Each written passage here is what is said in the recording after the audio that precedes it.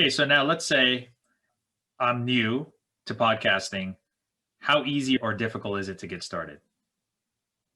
It's pretty easy. Just take out your phone, open up your voice memo app, walk in your closet and start talking into your microphone and recording that voice memo, or get a Podbean account and go live and start talking into your phone. You do want to do a good job. You are trying to build an audience, but really nothing you do when you first start is going to be that great, right? Like when I have a 2-year-old or 2.5-year-old, and when he first started walking, he was horrible at it, right? But I didn't put him in the corner and say, hey, don't ever try that again, like until you learn how to walk. It doesn't make any sense. Same thing with talking or whatever.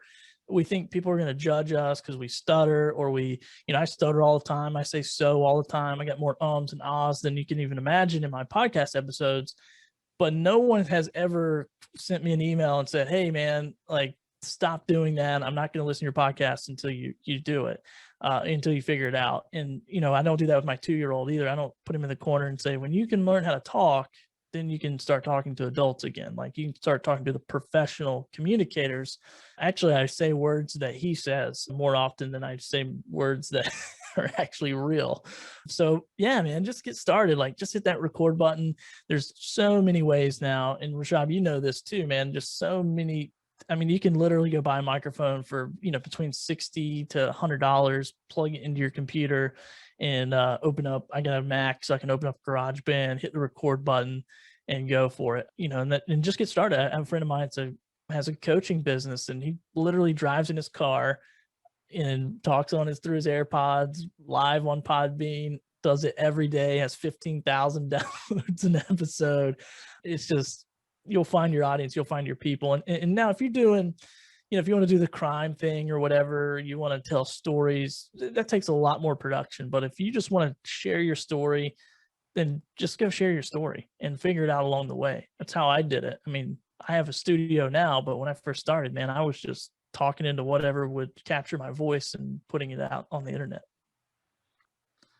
What are some of the biggest mistakes that people make when it comes to podcasting?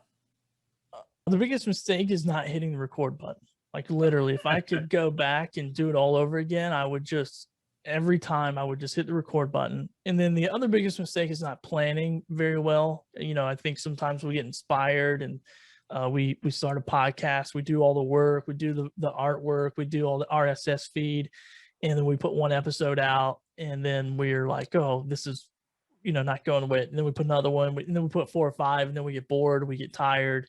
But if you really plan your content, and I'm doing this all the time, I'm on Clubhouse, I'm listening to people's questions because I'm making podcasts about podcasting. So I'm listening to people's questions. I'm on Amazon. I'm looking up books that other people have written about podcasting. I'm reading comments to figure out, what do people like about this book? What do they not like about this book? I'm in Facebook groups all the time, writing down questions. And so I just have a list because I want to help people. So I'm like, okay, if 100 people ask the same question, I want to provide an answer, for these people, not only on that Facebook page, but also on my podcast. So I think there's a lot of ways that people don't set themselves up for success because they don't have really a game plan to do that. And it's like, dude, don't make it so hard on yourself. Like, go just say, I'm going to record and batch record too, like batch record 4 or 5 episodes at a time. And, people go, oh, well, I don't want to do that because I'm going to get better over time. You're not going to get super better over 4 or 5 episodes. Like, you're going to get a little bit better as being an interviewer or a podcaster, but don't worry about that. Get to 100 episodes and then say, oh, okay, now I've gotten, quite a bit better.